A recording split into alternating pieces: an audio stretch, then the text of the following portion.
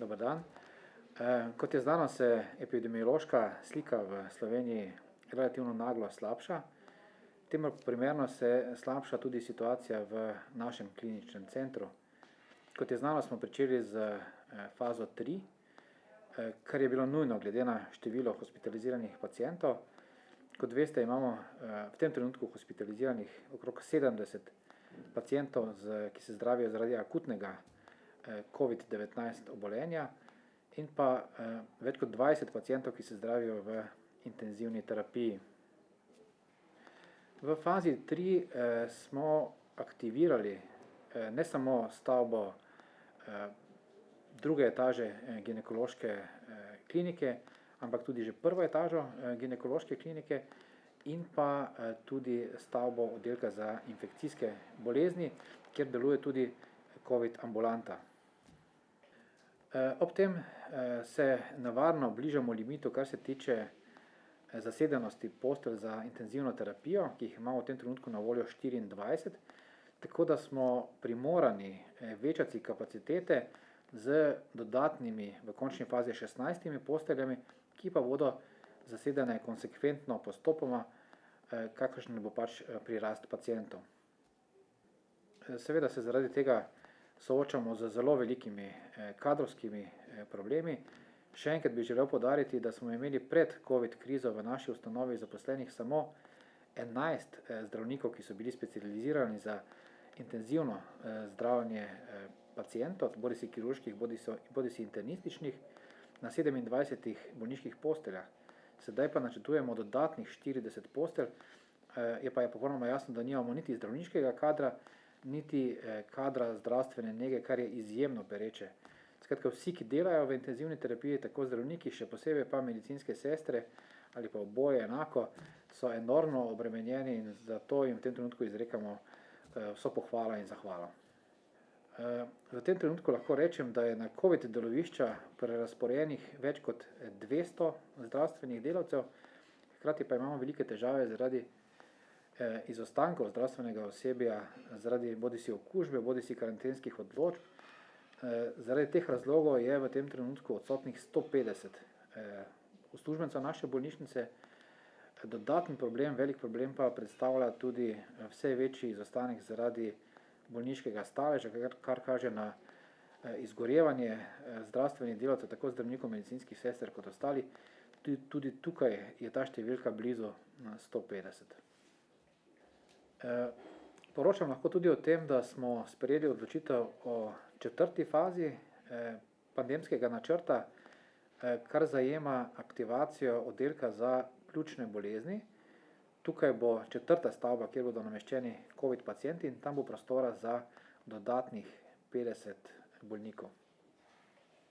Za 4. fazo bomo pričeli takoj, ko bo to potrebno, predvidoma pa nekje v pričetku naslednjega tedna, seveda pa se lahko zgodi, da bo pandemija eskalirala že prej in bodo te namestitve potrebne že preko vikenda.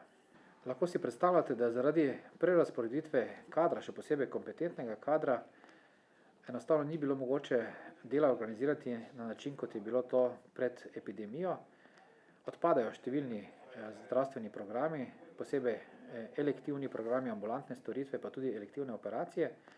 Zelo verjetno je pa, da bomo te programe v prihodnje primorani še dodatno reducirati. Seveda se trudimo, da bi bilo odpovedi čim manj in kadre, ki so razporejeni na COVID delovišča, doziramo na ta način, da ohranimo čim več programa, ki ga običajno izvajamo.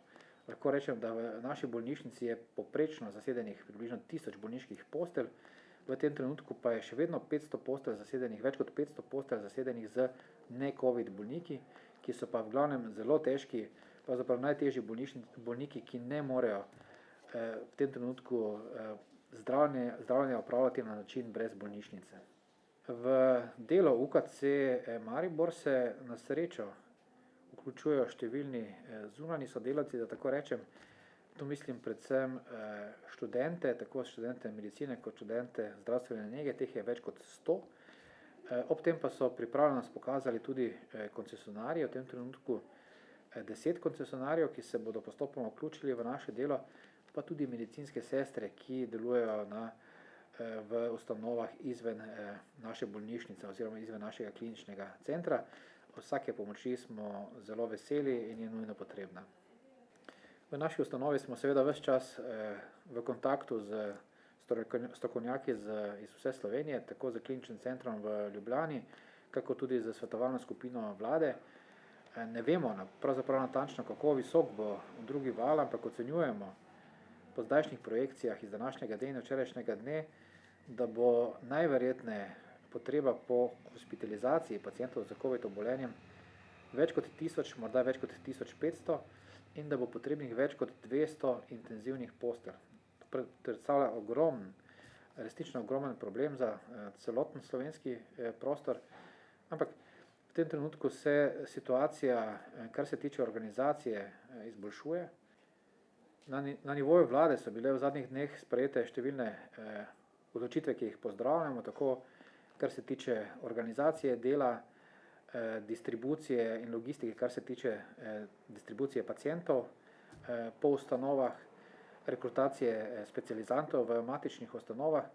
Pravkar pa se dogovarjamo tudi o namestitvi nekaterih pacientov v zdraviliške komplekse. Smatramo, da so vsi ti ukrepi pravilni in pravočasni, tako da načrtujemo oziroma si želimo, smo prepričani, da bomo tudi uspeli, da bomo za vse paciente lahko poskrbeli na primeren način. Seveda pa se je potrebno zavedati, da bodo standardi pri obravnavi tako COVID pacientov, kakor tudi pacientov, ki se sicer zdravijo v naših ustanovah, znižani. Saj ne gre drugače, glede na enormne potrebe, ki bodo v naslednjih tednih prisotne. Je pa potrebno še enkrat posebej poudariti, da bodo standardi, ki so prisotni v vsakodnevni obravnavi, običajnih ne-COVID pacientov in tudi COVID pacientov v prihodnje gotovo znižani, saj so omejeni predvsem kadrovski resursi.